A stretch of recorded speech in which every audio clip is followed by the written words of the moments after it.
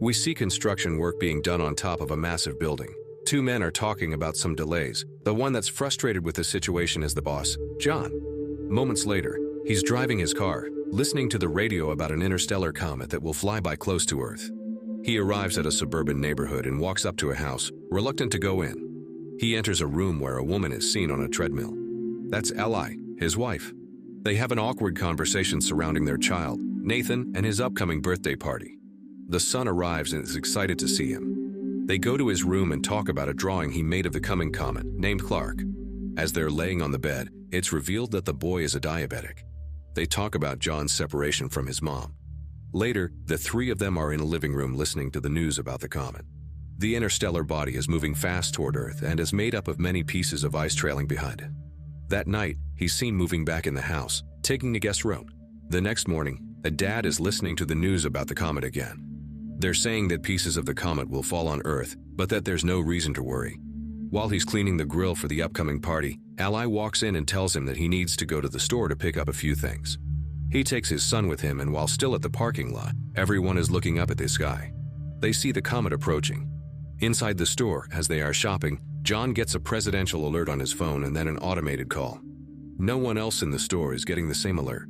He is informed that him, along with his wife and his son, are chosen for emergency shelter relocation. The same alert is shown in the house TV, but Alan doesn't see it. John quickly leaves the store with his son. As they're driving home, he sees military vehicles and planes going the other way. When they arrive home, the people have already gathered for the party. John goes to talk to Ally in the kitchen and asks her if she got the same alert. She dismisses him, thinking it's just a test, but he tells her about the military he saw on the way, suspicious about what's happening with the comet. Both of them come back to the living room, where everyone is watching the news, expecting to see a part of the comet hitting the Atlantic Ocean. No one is worried as an image of the fragment is shown on the TV screen and the kids start counting down. When they reach to one, waiting to see the splash in the ocean, nothing happens for a moment. There's a little earthquake and John walks out of the house. He sees a flock of birds flying away, when suddenly a massive shockwave hits him over, felt inside the house as well. He comes back in and everyone is scared, still listening to the news. The newscaster announces that the piece has impacted a city in Florida with a shockwave that was felt for thousands of miles. The city was completely destroyed. As an orbital shot of the comet hitting is being shown on the news, the people wonder if more pieces will hit the planet. John gets another presidential alert. The call plays on both his phone and the TD, so everyone can see what the message says. None of the others are getting the same message, which states that John can't take anyone else to the shelter, except his family. He gets a security code to enter the plane on his phone. The others leave in a panic.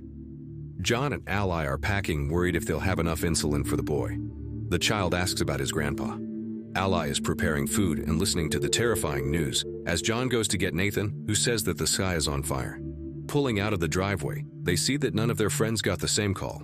One of them tells the family that the news is reporting that a huge piece of the comet, called Planet Killer, will hit the Earth in 2 days. As they are leaving, another neighbor runs to them, begging to take their daughter. John refuses and they drive off, arguing in the car that even if they did take her, she might have been turned away at the airbase. Later, as they are driving, people are seen already looting the stores. Suddenly, they drive up to a massive traffic jam on the highway and John goes the other way, taking a side road. They're listening to the news on the radio, saying that there have been more impacts and others are expected, which might take out entire cities or even cause an extinction level event. They arrive at the airbase, being guarded by the military. People are gathered around the doors because they're not being allowed in. The family pushes through the crowd and is allowed entrance with the barcode they received.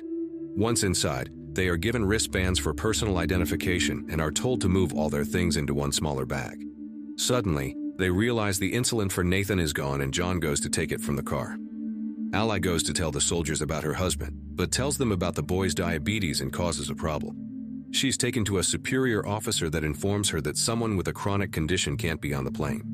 Ally tries to reason with her, but she gets turned down. She and her son get escorted out of the base. Meanwhile, John comes back and is headed toward the planes looking for them, unaware of what is happening. John boards one of the planes that's about to take off and tries to reach Ally, but can't. One of the passengers there sees the insulin and tells him about the rules regarding chronic illnesses. John panics and asks to leave the plane. Suddenly, the base gets breached and the people start shooting toward the military. The plane that John was existing has a fuel leak, so he tells everyone to get out and runs away. The plane explodes and causes a chain reaction. John finds out about his family being rejected, as the two of them are already back at the car. Nathan is already low on insulin. The chaos in front of the base continues, so John takes a while to get back at the car too. Once there, he finds a message from Ally that she's taking Nathan to her dad's place, so John goes after them. On the road there, Ally and the boy get to a pharmacy. She checks his blood sugar and they go to find insulin for him. Suddenly, a gang walks inside and starts shooting, killing people all around.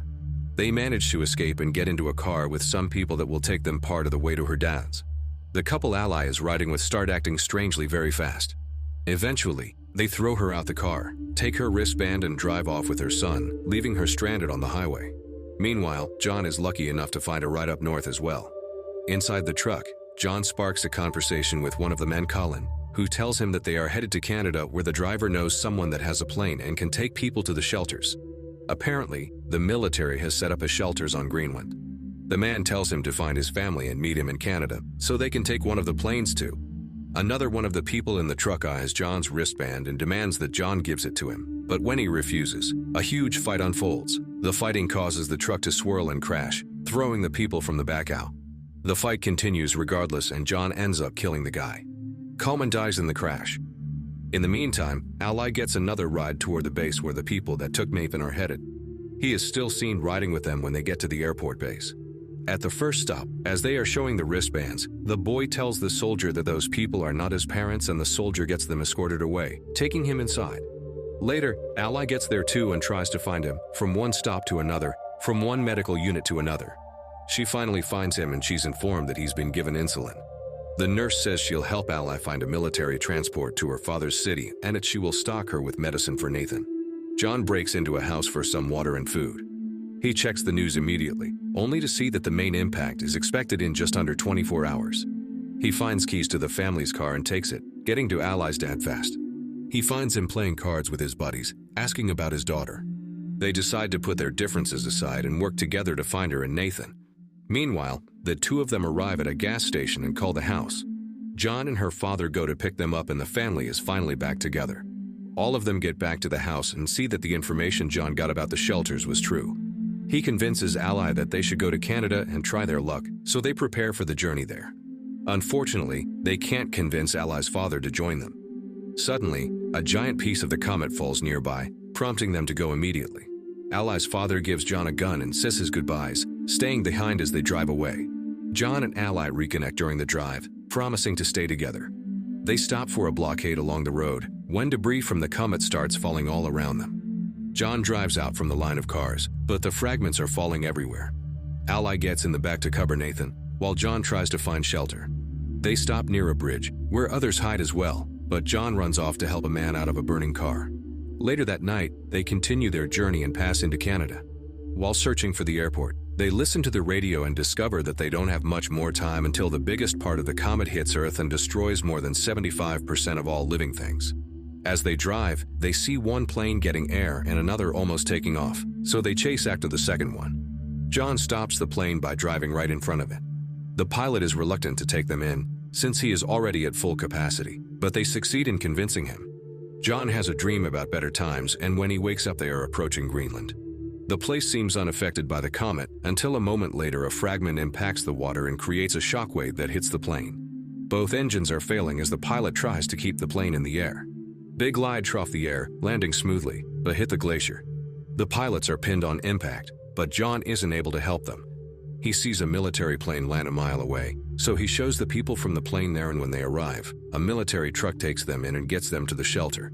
As they are going inside, the planet killer hits. The impact will reach them in a matter of minutes and the people are still getting deeper inside the shelter. Once inside, they brace for impact and a flashback is seen of their previous life, when they were happy together. 9 months later, the planet is desolated. Cities ruined completely.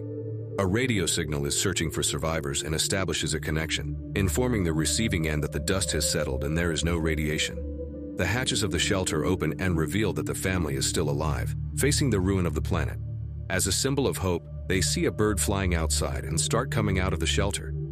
As the Earth is seen from space, radio signals communicate from all around the globe. There are people still alive everywhere on the planet.